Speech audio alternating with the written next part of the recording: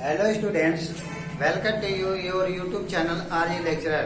कल हमने आपको नरेशन के बारे में 3 नियमों को बताया था जो आपका पार्ट 2 में है।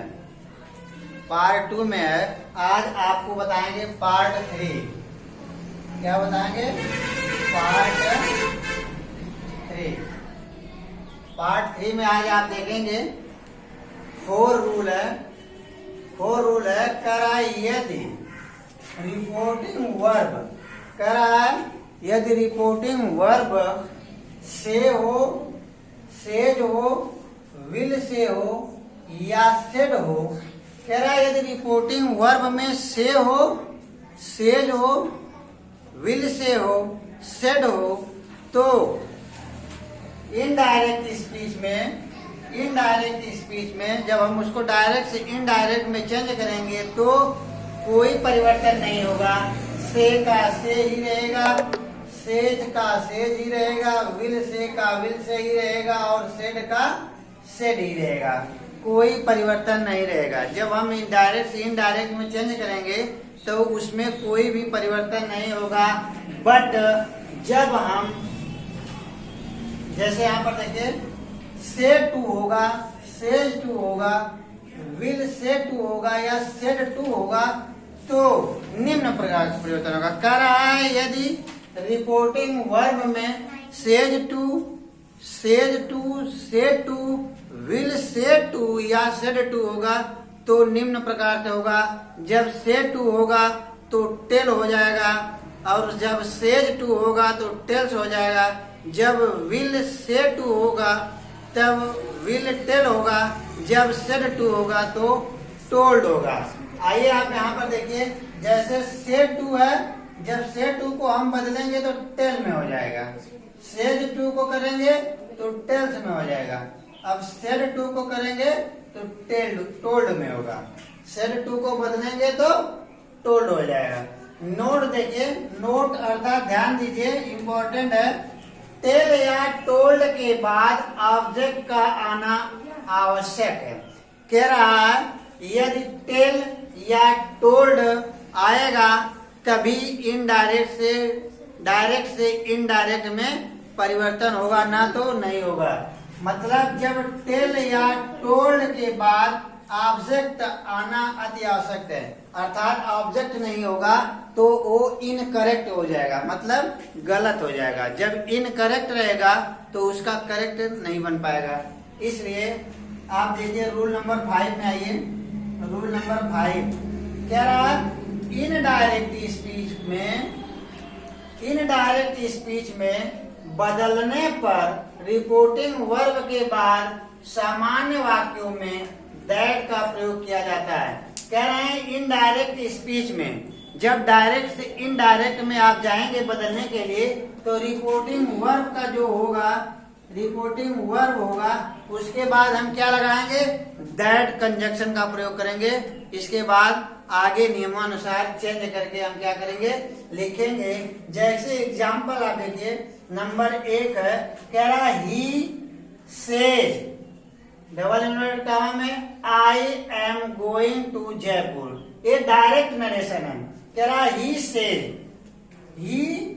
Says I am going to Jaipur. उपयुक्त नियमानुसार जो हम ऊपर नियम दिए गए हैं उसके अकॉर्डिंग आप सर्वप्रथम इसको पहचानेंगे रूल नंबर 1 के हिसाब से कौन सा टेंस है।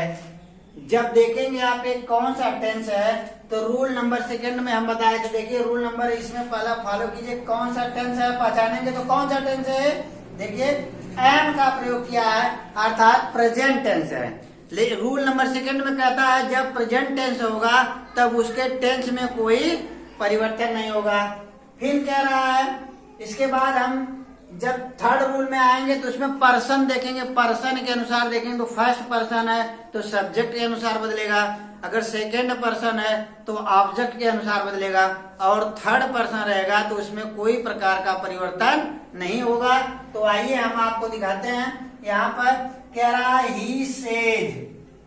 रूल नंबर 4 में अभी आज हमने आपको बताया है से रहेगा तो क्या होगा और सेज टू रहेगा तो क्या होगा, उसके अनुसार आइए आप देखिए। कह रहा ही सेज, इसका मतलब कह रहा है देखिए आप यहाँ देखिए, कह रहा है जब से, सेज, विल से या सेड रहेगा तो उसमें कोई परिवर्तन नहीं होगा, इसलिए ही सेज का ही सेज ही रहेगा। देख रहे हैं। रूल नंबर 5 में क्या कह रहा है, जब इनडायरेक्ट में बदलेंगे तो रिपोर्टिंग वर्ब के बाद कंजक्शन दैट का प्रयोग करेंगे। देखिए यहाँ पर लिखा है ना, इस रूल के अनुसार यहाँ क्या रहेंगे, दैट। इसके अनुसार अब रूल नंबर 3 के अनुसार बोला था इसके पर्सन के अनुसार चेंज होगा, तो ये रिपोर्टिंग वर्ब है, इसके अनुसार ये पर्सन सब्जेक्ट क्या है, सब्जेक्ट है। अभी इसके अनुसार बदलेगा तो यहाँ आई का क्या हो जाएगा, ही हो जाएगा। अब टेंस में नो चेंज, तो इसके ही के अनुसार यहाँ क्या होगा, इज गोइंग टू जयपुर।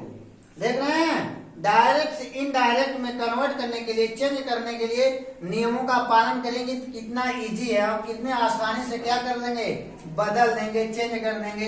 इसी प्रकार रूल नंबर 2 देखिए, कह रहा दे से टू राम, इन्वर्टेड कामा में we will go to Kanpur. अब इसको पहले तो हम देखेंगे कौन सा टेंस है, तो ये देखिए वी विल है, इसका मतलब क्या हो गया, फ्यूचर टेंस है। जब फ्यूचर टेंस होगा तब टेंस में कोई परिवर्तन नहीं होगा। देखिए जैसे दे से टू, दे ही रहेगा। से टू को हम कहे थे, यहाँ पर देखिए से टू को क्या करेंगे, टेल में कर देंगे, तो उसके अनुसार क्या हो जाएगा, टेल हो जाएगा। They tell Ram. फिर यहाँ पर देखिए इनडायरेक्ट में करने के बदलने के लिए रिपोर्टिंग वर्ब के आगे दैट का प्रयोग करते हैं, तो क्या हो गया, दैट हो गया। अब देखिए नियमानुसार कह रहा है, जब यहाँ इसका होगा तो first person, second person, third person रहेगा, तो इसके अनुसार बदलेगा, इसके अनुसार बदलेगा। तो देखिए ये फर्स्ट पर्सन है, ये फर्स्ट पर्सन वी है, जब बदलेगा तो सब्जेक्ट के अनुसार बदलेगा, तो हो जाएगा क्या, दे, क्योंकि ये फर्स्ट पर्सन का नॉमिनेटिव केस है, इसलिए जब हम इसको बदलेंगे तो सेकेंड पर्सन, थर्ड पर्सन में आएंगे, इसके अनुसार करेंगे तो नॉमिनेटिव केस ही होगा, तो दे का दे ही होगा। इसके बाद सेम टेंस होगा, तो विल गो टू कानपुर। इसी तरह से अदर एग्जाम्पल के माध्यम से आप समझ सकते हैं और देख सकते हैं, ट्राई मार सकते हैं।